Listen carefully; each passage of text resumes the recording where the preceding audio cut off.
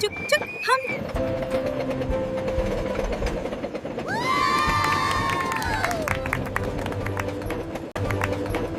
ये कौन सा स्टेशन आ गया?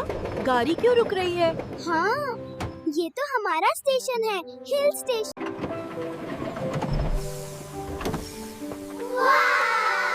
देखो तो कितना प्यारा स्टेशन है। बच्चों जाओ, तुम लोग मजे कर लो, घूम लो। मैं तुम्हारा यही इंतजार करूँगा।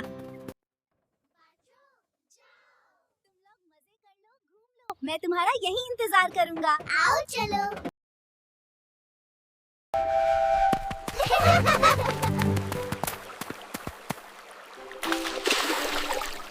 तुम सब नए आए हो?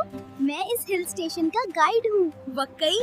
तो फिर हमें यहाँ की सैर कराओ। चलो फिर मेरे साथ, मैं तुम्हें एक जादुई दुनिया दिखाऊंगा।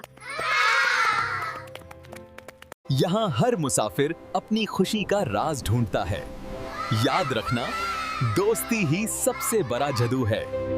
अब वक्त है वापस जाने का, पर याद रखना तुमने जादू को महसूस किया है। शुक्रिया रैबिट।